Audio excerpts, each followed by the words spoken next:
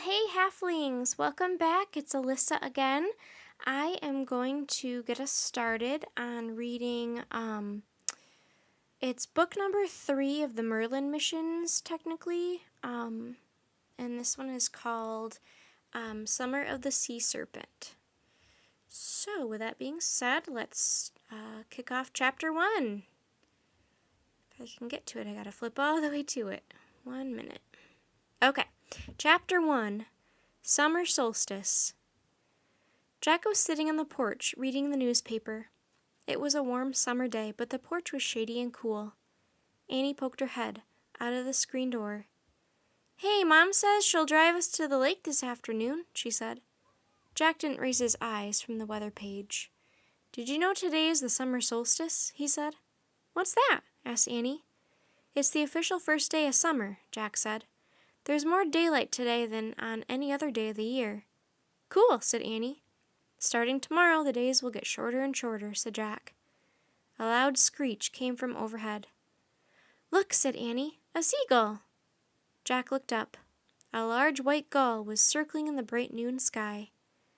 "What's he doing here?" asked Jack. "The ocean's 2 hours away."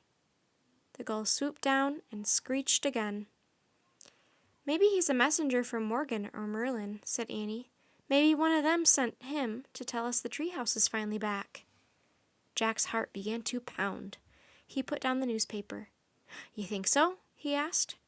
Jack and Annie hadn't seen the magic treehouse since their Merlin mission to a haunted castle last Halloween. Jack had begun to worry that the treehouse might never come back.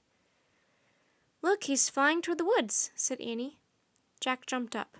"Okay," he said. "Let's go." "We'll be back soon, Mom," Annie called. Then she and Jack dashed across their yard. They ran down the street and into the Frog Creek woods.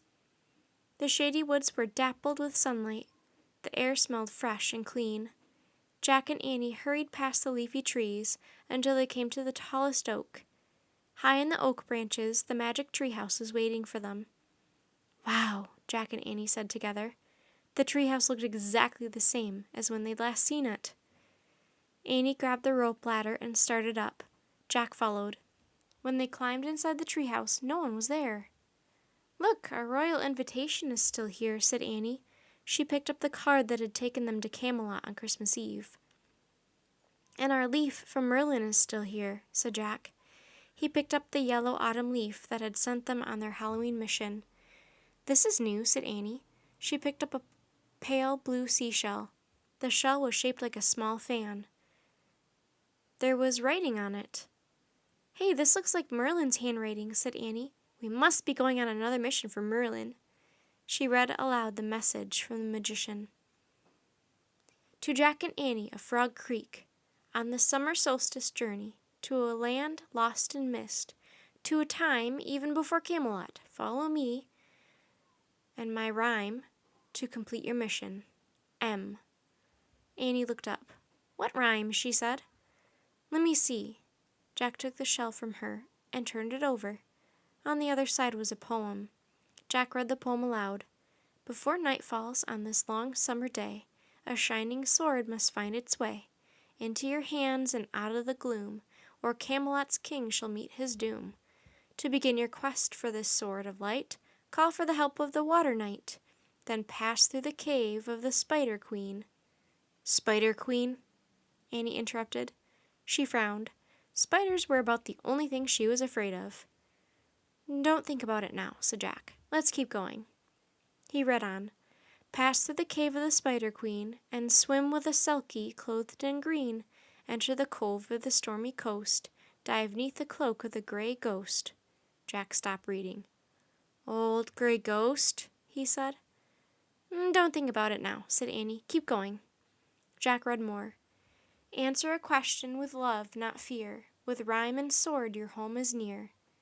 Both Jack and Annie were silent for a moment. "That's a lot to do before nightfall," Jack finally said. "Yeah," said Annie, "and I'm a little worried about the spider part." "And the ghost part," said Jack. "Hey," said Annie, "if we're going to be on another Merlin mission, I'll bet Teddy will come with us, and I can help us get through the scary parts." "Right," said Jack. Just hearing Teddy's name made him feel braver. "So," said Annie, "onward?" Onward was Teddy's favorite word. "Onward," said Jack. He pointed to the handwriting on the pale blue shell. "I wish we could go to the time before Camelot." The wind started to blow. The treehouse started to spin. It spun faster and faster. Then everything was still. Absolutely still.